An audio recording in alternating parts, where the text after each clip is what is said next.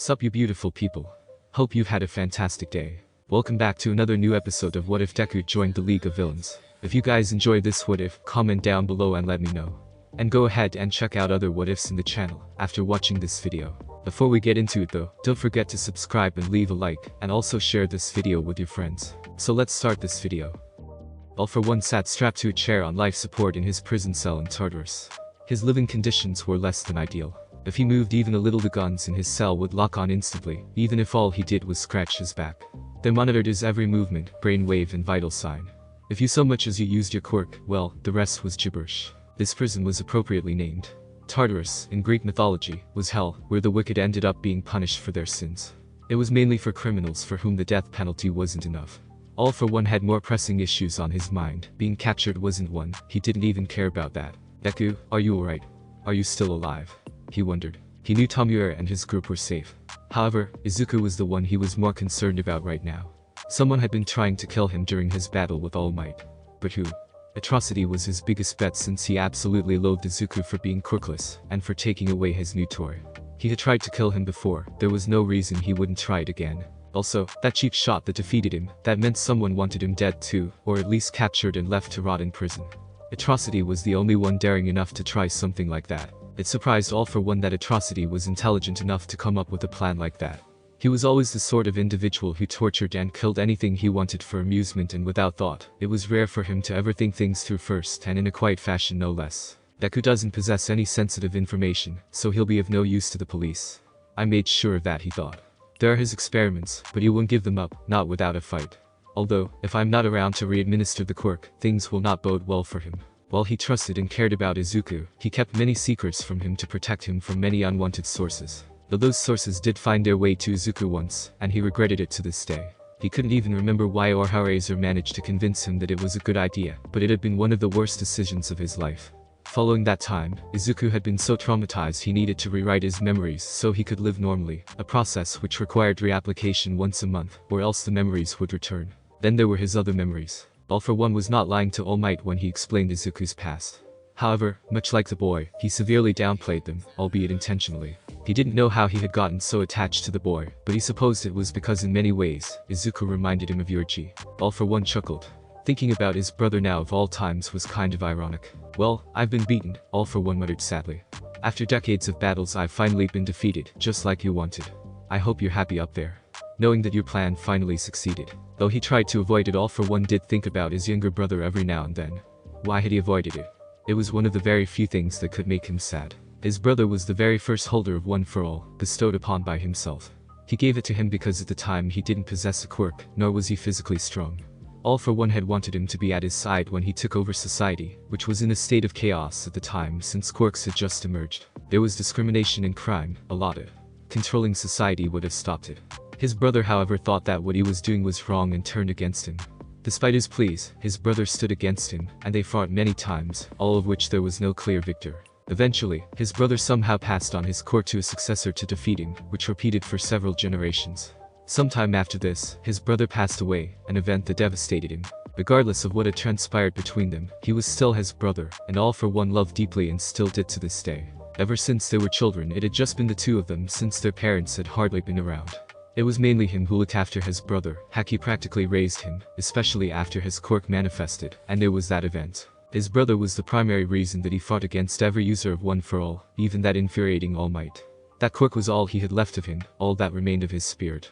He was always a spirited one, always trying to do the right thing. In that sense, he was very much like Izuku, though Izuku was a much colder person, for good reason, than him. All for One's thoughts were interrupted by the sound of his cell door opening. He heard someone enter but he couldn't see them. 5 years ago, when he was defeated by All Might, he lost his sight. He was able to make out his surroundings utilizing his other senses and using an infrared quirk.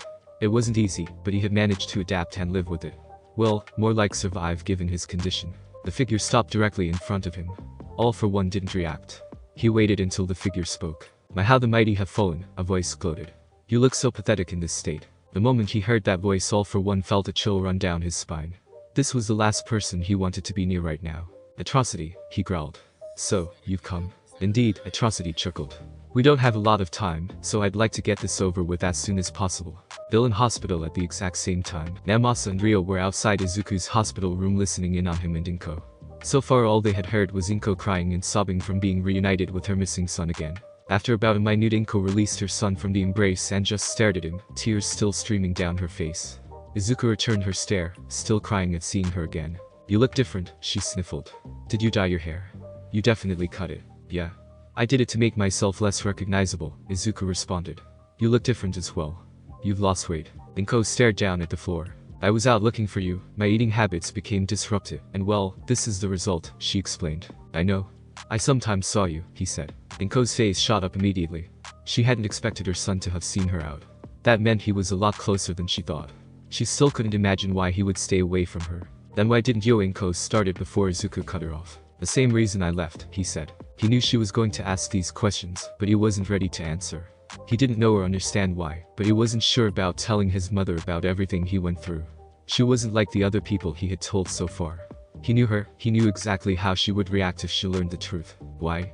Inko asked in a low voice that sounded almost like a whisper. "Why did you leave? What were you planning to do that night? Why were you with villains?" Izuku remained silent. He couldn't even look at her face. "Izuku, please," Inko begged softly, tears falling again down their face. "I deserve to know." He knew she was right, and he hated it. Part of him wanted to tell her, but another part of him was too scared to. "Did you ever report what was going on or even go to someone for help? Like your mother?" Razor's words echoed in his mind. When he thought about it, he never told his mother just what he was going through, even though he should have. She deserved the truth, all of it. "It's complicated," he said softly. Inko wasn't fazed, however, and said, "Tell me." "Well, it's like this," Izuku started. He stopped when he heard a loud noise beneath him that made the ground shake. He heard another sound just like it further away. There was rumbling also. "What on earth?" Inko said in a bewildered tone. The detectives came rushing back in to see that things were alright, and to make sure Izuku hadn't tried anything. Izuku heard a buzzing sound and looked to see it be headed towards a patient across from him. That's when he saw it, a small injection needle with blue liquid on its stinger. Izuku instantly knew what it was. He would recognize it anywhere. He created it after all.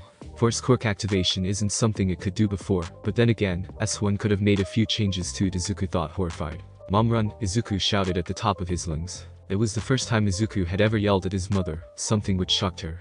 The detectives had a different reaction. Ryo attempted to take Inko away, while Namasa moved quickly towards Izuku. The bee injected its prey with the enhancement drug and triggered a reaction. The villain started squirming a few seconds until his quirk activated. Shadows started to shoot out from several parts of his body, namely his hands, feet, eyes and mouth. With the drug's help, it was quite powerful, as it easily destroyed the objects in the room by either crushing, slicing, or throwing them. It even slashed several patients, damaging them further. Ryo dived out of the room with Inko, who screamed for her son. As Namasa tried to undo the handcuffs, Izuku noticed one of those shadow beams heading straight towards him. Instinctively, he used his strength to flip the bed sideways, while dragging Namasa down with him. Fortunately, the chain connecting the left handcuff to his bed was cut off, so he could move more freely now. Namasa wasted no time in undoing the other handcuff, so that Izuku's other hand was free. Quickly he dragged him up and they ran out of the room to Ryo and Inko, while the villain continued to rampage. "Izuku, are you alright?" Inko asked her son, concerned. "I'm fine, really. Believe me, I've been through much worse," he replied. As curious as she was about that statement, Inko knew they had bigger problems to deal with. "Okay, start talking, kid. What the hell was that thing?" Ryo demanded. "And I don't mean the bee, I mean the stuff it was carrying." "Yagami, this isn't the right time to be discussing this. We need to move," Namasa informed his partner. Before Ryo could retort, the villain came out of the room with shadows still emerging from his body and destroying everything in sight. The villain had no control over what he was doing. The detectives grabbed the pair and prepared to run and take them to safety. Izuku had a different reaction. He shook off Namasa and charged at the villain. "Izuku!" Inko screamed. "Are you insane, boy? That guy will kill you," Ryo admonished. Izuku ignored them both. He had left to protect his mother, yet here she was in danger now. He would be damned if she was injured or killed now, especially when he had the means to protect her. The villain sent swarms of shadows at Izuku, however. He was much faster, so he dodged them with relative ease. Whoever treated his wounds did a seriously good job, because he felt no pain from moving. When he got in close enough, the villain shot shadows straight at him. Izuku jumped up and delivered a spin kick to the villain's head on his right side. The kick was so powerful that it sent the villain crashing into the wall, stunning him briefly. Not giving him any chance to recover, Izuku lunged at the villain. Putting all his strength into his right hand, he delivered a punch to the villain's jaw. The impact caused the villain's head to bounce off the wall. He slumped to the ground with the shadows ceasing to come out from his body. It was clear he was down for the count. Izuku turned to see the stunned expressions of the people behind him. Namasa wasn't that surprised, since he knew from Iida and Bakugo that Izuku possessed proficient fighting skills. Ryo was shocked at how easily Izuku had taken down that villain. Inko was the most surprised. Her son just attacked a person straight on and beat him with relative ease. Also, with that serious look in his eyes, it was obvious he wasn't the same boy she knew from a year ago. The boy she knew from a year ago wasn't violent, wasn't this serious, he was shy, quiet, and gentle. "We need to move," he declared as he approached the group. "Others may be coming." Taking his mother's hand, Izuku started moving in the opposite direction they were facing. The detectives quickly followed. Atrocity's device, the chaos had begun. It was a distraction. It was what it needed. It was its trigger. As soon as explosions occurred, the device activated. It stretched out its body, not that it could feel it. It was not human after all. With the ongoing destruction of the hospital, it snuck it through a destroyed window. It knew where its target was. Such information had been provided beforehand. As it moved through the hospital, it stopped. The target had been located. It was walking with 3 figures, not that they mattered. The device had been given specific orders to kill its target and anything standing in its way. Sighting its target, it moved to eliminate him. Tartarus prison. While All For One was annoyed that Atrocity had come, he still had some questions he needed answered. "Why have you come here? I'm in a powerless state I can't recover from. I seriously doubt that you would come here just kill me," he asked the man in front of him. "You want something, and I want to know what it is." Atrocity chuckled. "Why yes, you are correct. I was going to tell you afterwards, but I can't hold it in any longer," Atrocity exclaimed. "You see, All For One, I hate you. I've always hated how you had more power than me, both quirks and influence. I hate those under your chain of command, especially that sniveling brat Tomura. Worst of all, I hate how you brought a quirkless abomination into the league, how you praised it, how you favored it, and how you defended it, especially when it took my new toy. I hate all of it. Get to the point already," All For One demanded. He wasn't hearing anything new. Atrocity grinned. "What I'm saying is I want it all. I want everything that's yours, including your quirks. And I want to destroy whatever's yours I don't like. For example, that quirkless shit Deku. I want him to die a slow and brutal death." As All For One processed all this, there was one thing he did not understand. Atrocity wanted his quirks. "I'm sure you're curious, so I'll explain. The transference device that Viper developed can steal a person's quirk or quirks entirely, and bestow them on another through injection. It's kind of like your power, but way more efficient since it can steal every quirk they possess at a much faster rate," Atrocity explained with a hint of smugness in his voice. "I'm sure you can see where I'm going with this." Indeed, he could. This is why, knowing it was inevitable, All For One activated a quirk, one only he knew about. It was one he had gotten back when he started off centuries ago, but had never used it due to the risks involved. Despite this, All For One was afraid for the first time in many years. When you mix Atrocity with his powers, he knew exactly what it meant, and it was the worst. "You're probably wondering how I got Viper to join me. I implanted a control chip inside her, so she does my bidding without question," he explained. That made perfect sense. Because of Atrocity's racist views on mutant types, Viper utterly loathed him. There was no way in hell she would ever willingly serve him. "What are you planning to do to Tomura and his group?" All For One asked, managing to hide the worry in his voice. "The same thing, I'm guessing." Atrocity laughed again. "When I come across them, I'll kill them, but not before making them suffer first. As for taking their quirks, well, it wouldn't be wrong for me to take them, Shigaraki's especially," Atrocity told his nemesis. "I mean, after all, I was the one that gave it to him." Upon hearing that, All For One froze entirely. Of all the things he expected to hear from this psychopath's mouth, this was not one of them. "Why?" he asked. "Tomura was originally quirkless. Atrocity despised the quirkless. So why give him a quirk at all?" "I have my reasons," he admitted. "Unfortunately, I'm on a tight schedule, so I can't give you the details. However, I will say this." Even if he couldn't see his face, All For One knew Atrocity's smile had gotten bigger. Watching him kill his family while blubberingly trying to stop was hilarious. The kid had no control whatsoever. All For One was too shocked to speak. He knew Atrocity was an incredibly cruel being, but forcing a child to kill his family was too much even for him. During his life, All For One had done terrible things to achieve his goals, but there were limits to what he was willing to do. He was never cruel for the sake of cruelty, only out of necessity. Atrocity was different. He was a complete monster, an entity that was evil simply for the sake and fun of it. Enough chit-chats. Let's get this show on the road, shall we? I'm a busy man after all, and I've got other matters to attend to, he declared. The transference device was a cylinder, roughly about the size of Atrocity's hand, an injection needle. The outside layer was made of reinforced glass and a small red container with a button on top at the end. On the inside, there was a tube connecting the needle with the container, supported by 3 layers of insulated metal to hold it together. Without further delay, he injected All For One in the chest and activated it. The red container lit up while the tube shone brightly as the quirks were sucked up. All For One felt a massive surge of pain coursing through his body. The process was supposed to be quick, but for him, it felt like an eternity. Every quirk he had stockpiled over centuries left him one by one until there was nothing left. Once completed, Atrocity wasted no time in injecting himself with the device. In doing so, he felt a mixing surge of pain and power coursing through his body. When it finished, Atrocity laughed manically. "I've done it. It's mine. It's all mine," he exclaimed. There was pure joy in his voice. All for One had never felt so helpless in his entire life. Atrocity had truly outdone him. For the first time in his life, he hated someone more than All Might, a whole lot more. All that was left for him now was death. "Any last words?" Atrocity asked politely. "See you in hell," All for One spat. "It'll be a long time before that will ever happen, especially since I've now got that quirk that stops me from aging," Atrocity responded. Without saying anything else, Atrocity pierced All for One's stomach with his hand and pulled it back out slowly. All for One collapsed to the ground coughing up blood, while Atrocity licked the blood off his fingers. As he lay there, All for One's entire life flashed before his eyes, several thoughts racing through his head. "Tamura, Izuku, Kurogiri, forgive me. I lost. All Might, as much as I hate you for what you did to me, you better not lose to this psychotic bastard. Yoichi, my little brother. I wish I could say see you soon, but we both know that is not possible." With those last thoughts, All for One drew his final breath and died. At the hospital, at the sight of something at the end of the corridor, it was a figure, tall, close to his height but slightly taller, gray, wearing no clothes, but most of all, it was not human, at least that's how it appeared. It faced them, but strangely enough, it appeared as though Izuku was the one it had its eyes on. Well, it didn't really have eyes, but it was looking. It stared at him intently. "Why does this feel like the time in Hosu?"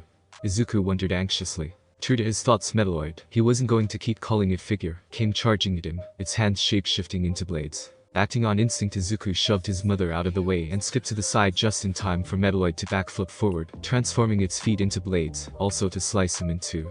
When it landed, it moved to slash Izuku again, only this time with its hands. Izuku quickly dodged by jumping back. It didn't stop there. Metalloid repeatedly slashed at Izuku in various ways, while the latter continued to dodge with a mixture of side steps and flips. "He's more athletic than he was a year ago," Inko thought as she watched her son hold his own against that thing. It was obvious that he had learned to defend himself in the past year. "You've changed a lot, haven't you, Izuku?" Ryo had his gun out ready to shoot, but Namasa stopped him since they didn't have a clear shot. Meanwhile, Izuku continued to dodge. Metalloid tried to spin kick him again, but this time he was ready for it. As soon as it launched its attack, Izuku ducked and spun his leg at the figure's standing leg to trip it up. Once it landed on its back, Izuku was on it instantly. He punched the figure's head with all his strength. When he did though, he heard a clang sort of noise and felt pain in his hand. "What?" Izuku exclaimed, surprised. He hadn't expected to suffer a recoil from his attack. He looked down at the figure, his left hand still placed on its shoulder. The skin is hard and appears to be protecting it from regular attacks. It's cool and gray, so. Then it dawned on him. So that's what it is. Then, oh shit. Izuku just barely avoided being pierced through the chest as a spike shot straight up from the figure's upper body. It didn't stop there though, as another spike came up from the figure's head. Izuku reacted quickly enough to avoid being stabbed through the head, but not enough to avoid being grazed on the left side of his forehead. Blood trickled down the left side of his face. Fortunately, it didn't go into his eye. "Izuku," Inko yelled, concerned. "I'm fine.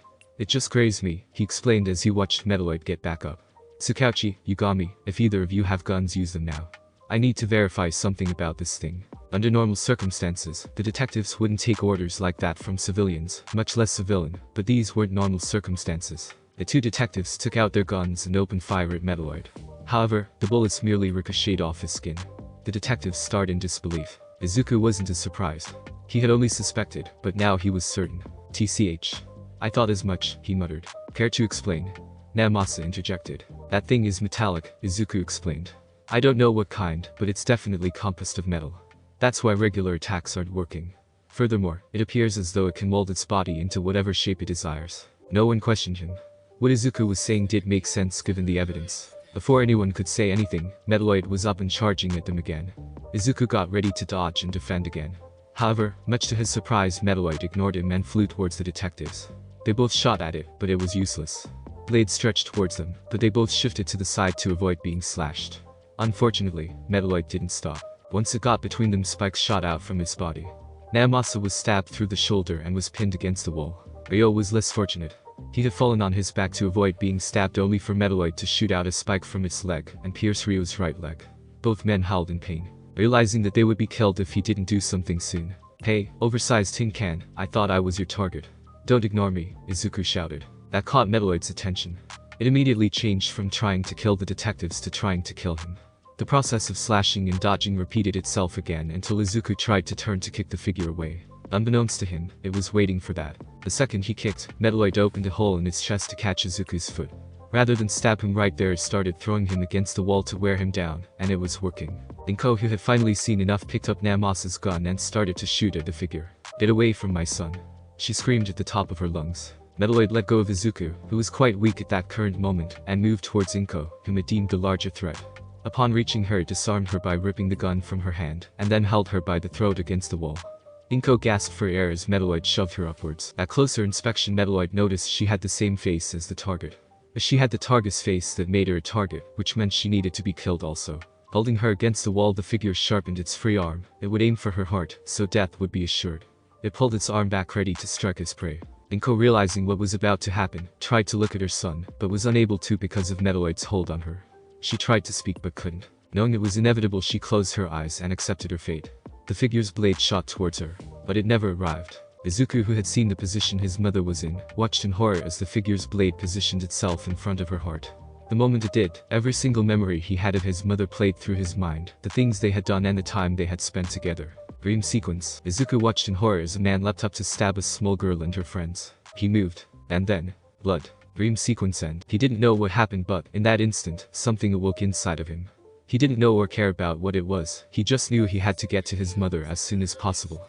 The next thing he knew, he was running at top speed towards the figure, who was moving very slowly from his point of view. He launched himself and performed a jumping sidekick on the figure.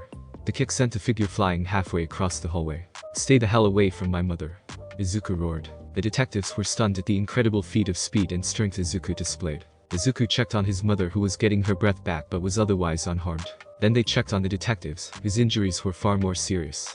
Ryo couldn't walk properly, and Naomasa was clutching his shoulder. They needed to get away from here, and fast. There wasn't any time to treat their wounds, so Izuku gave Ryo a piggyback. Naomasa said he didn't need help. Meanwhile, Metalloid had recovered and was preparing to attack them again. Fortunately for them, a villain under the effects of the drug came crashing around the corner close to the figure. It was a large villain with the appearance of a toad. It stared at the figures in front of it intently. Without warning, it shot out its tongue and grabbed Metalloid, as it was closest to it, and swallowed it. It was about to do the same to the group when the blades started to pierce it from several different places. "We need to move. It's unlikely that we'll get another chance like this again," Izuku informed everyone. No one argued. They all started running as fast as they could. Atrocity's device, once free, started searching for its prey again, leaving behind a bloody mess of what was Toad villain. "Nezu, I'm telling you that's what happened," Nezu explained to the police. Nezu was currently explaining to the police about his hacking of the mini-pods, as well as who was controlling them. "So, Atrocity was aiming to kill Deku and All for One," one of the police officers said. "I don't know about All for One, but he was definitely trying to kill Midoriya. He was furious about Midoriya rescuing Ms. Ashido from his clutches. I can't say I'm surprised, considering he never liked having his toys taken from him," Nezu exclaimed disgustedly. "I should know, I was one myself once." The police were surprised at this information. They were about to ask when their phones buzzed with messages. Upon reading them, their eyes widened. "Looks like we're gonna have to cut this short. The villain hospital is under attack, and we're needed as backup." This time it was Nezu's turn to be surprised. Great security, for obvious reasons, was placed around the villain hospital. It wasn't easy for anyone to just break into it, even with a full-on frontal assault. "That's alright, we can talk again later. There are some things I need to take care of," he told them. "Would this be about turning UA into a boarding school?" "Yes. After everything that's happened, I believe it would be a better way to protect and nurture our students." Well, that wasn't a lie. Nezu had another idea in mind, though he would need to get special permission for it to work. "We'll leave you to it then," one of the officers said as they turned and exited. Nezu hoped All Might wouldn't hear about the hospital because he needed to recover. The rest of the faculty were currently preparing for converting UA into a boarding school. However, that other idea of his would need a bit of convincing for it to work, but he would deal with that when the time came. At the hospital, everyone was currently hiding in a storeroom from Metalloid. Izuku and Inko had just finished bandaging the detectives. Ryo was sitting with his back against the wall, while Naomasa was sitting on a box next to his mother. Izuku stood in the center deep in thought. He was thinking about what their next move should be. Finally, Ryo couldn't take it anymore. "Okay, I've waited long enough, now talk," Ryo demanded. "What do those bees inject the patients with? What the hell was that thing? What's more, why is it trying to kill us, or more specifically you? I saw the way it was looking at us. You were the one it was after. Yagami, calm down. This isn't the time to be arguing," Naomasa interrupted. "In case you forgot, he did just save our lives. So, stop being so hard on him." Ryo scowled. He was frustrated. Naomasa could understand that. There was a lot going on right now that he didn't understand. Inko had her own opinion about the matter. "Izuku, how?" she started. "How did you know what would happen to that man?" Izuku stared at her, unsure of how to respond. He couldn't just tell them about the drug. Then again, after today, the police would probably find out what it was from examining the patients. Still though, because it's something you created, isn't it, Izuku? Namasa questioned. It was a reasonable explanation. He had performed experiments for the League. Izuku retained an emotionless expression. What do you mean he created it? What are you talking about? Inko asked, confused. Your son worked in the League's science division, Ryo informed her. He also did quirk analysis. Inko was having trouble believing all of this. Her son wasn't a bad person, she knew that. He would never want to hurt innocent people. It's true, all of it, Izuku said, catching everyone's attention. I did do those things. I did make what was injected into those patients. And I did it all of my own free will. Inko stared at him in complete shock. Izuku had anticipated this kind of reaction from her. It was time for him to state things as they were. Mom, I know you don't want to hear this, but I am a villain. I joined the League and did things for them all of my own free will. I was not forced to do any of it. No matter how much you want to deny it, it's the truth. I promise I'll give you the full explanation when and if we survive this, he stated. All Inko could do was stare at him. There were no words to describe what was going through her mind right now. The detectives did agree with what he said though, he was a villain. They did admire that he was being honest about it and not making any excuses. You still haven't answered our questions, Ryo interjected. Izuku sighed deeply. It had been a really stressful couple of days for him. Seeing Bakugo again, nearly dying several times in a row. He had been captured and was most likely going to spend the rest of his life in prison after this. More people, including his mother, had nearly died in front of him. And now that someone was trying to kill him again. To put it simply, he had reached his limit. If these men wanted some damn answers so badly, then he would fucking give them some. The patients were injected with an enhancement drug I developed. As the name implies, it enhances quirk efficiency and other physical attributes, though there are some nasty side effects. It shouldn't force quirks to activate, it never happened before. My guess is someone made some modifications to it.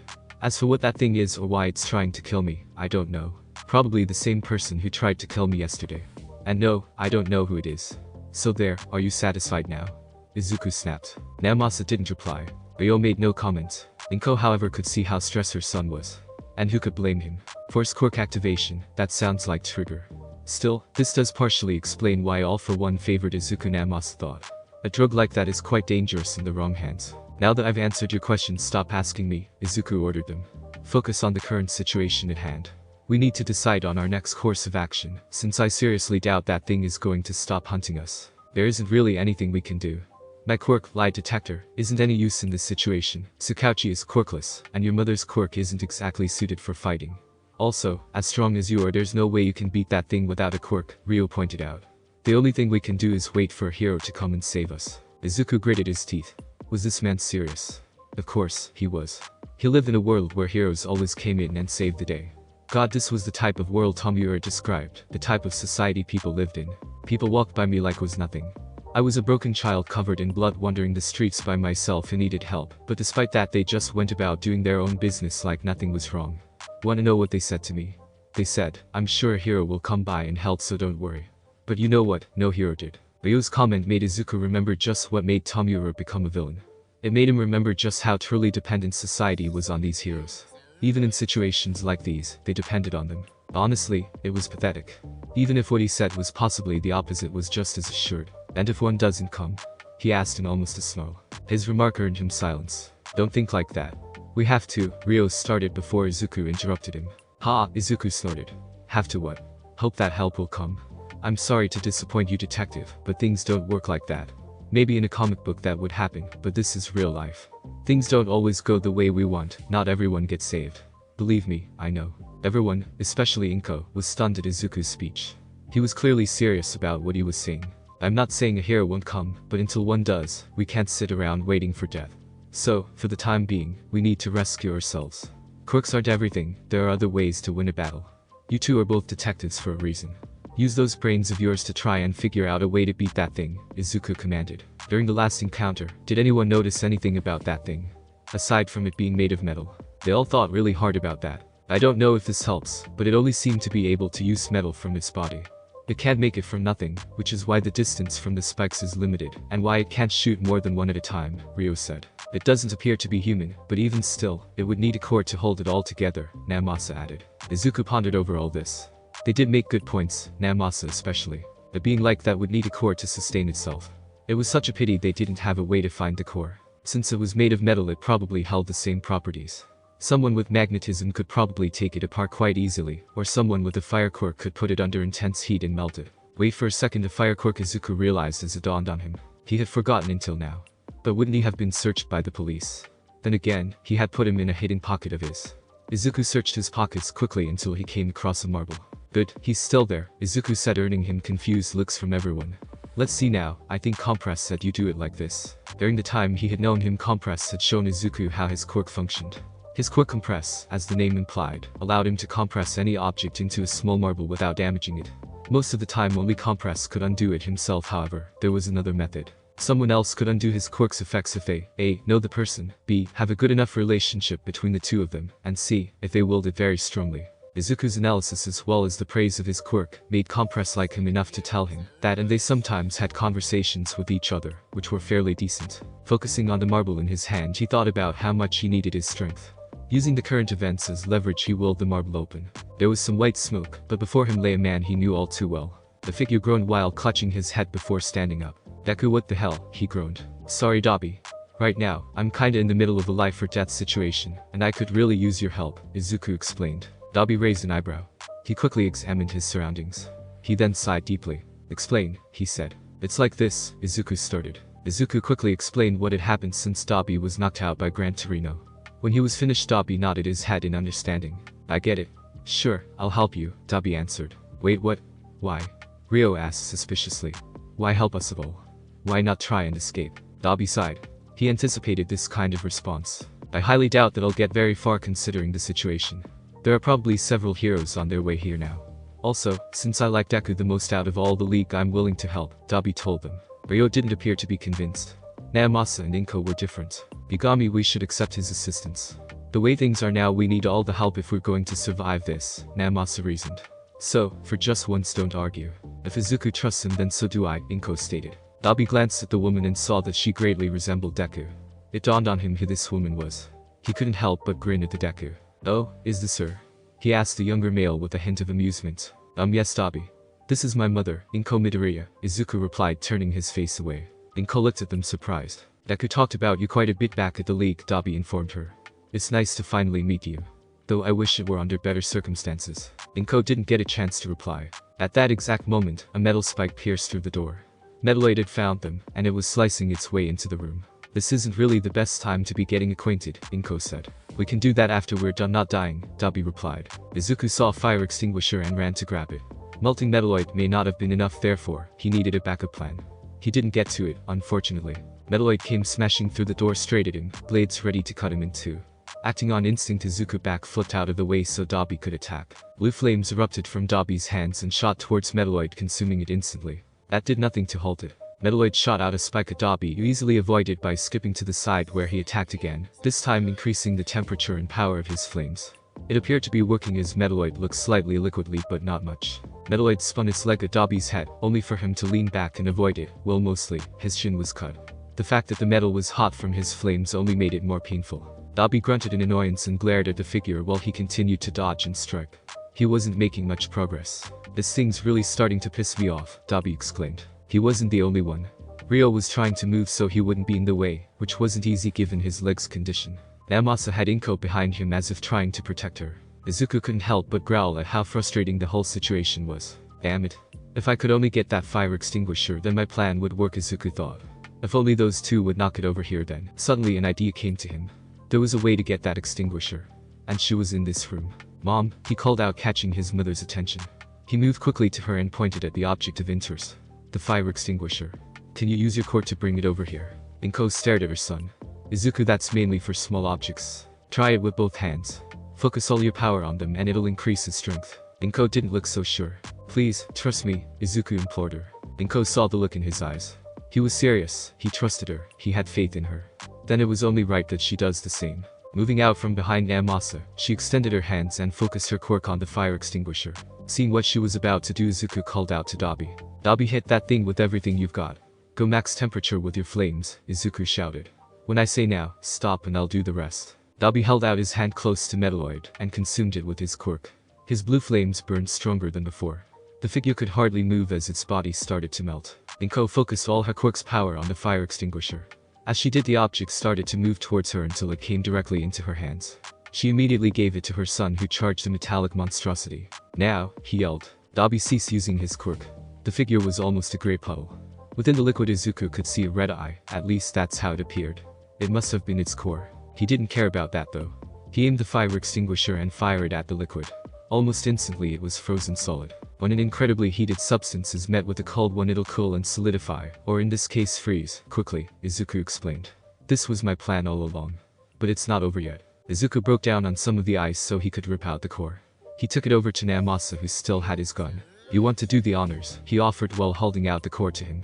"With pleasure," the detective replied as he took the core off Izuku's hand. He placed it on the ground and shot it multiple times until the red light went out, signaling its demise. It was over. They had won. They were alive. Dabi, Namasa and Ryo all sighed in relief. They were all tired from the ordeal. Dabi, especially since being in that marble for so long, hadn't been a great experience for him. Inko was so happy that she hugged her son tightly, something he returned. He was thankful that she was alright. If she had died, well, he didn't even want to think about it. From the sound of things outside, the drug's effects must have kicked in, and everyone exposed to it was lying motionless. And with that, the battle at the villain hospital came to an end. Thanks for listening. I do hope you enjoyed. If you want the next part of this video, like, subscribe and comment down below, and turn on the bell notification.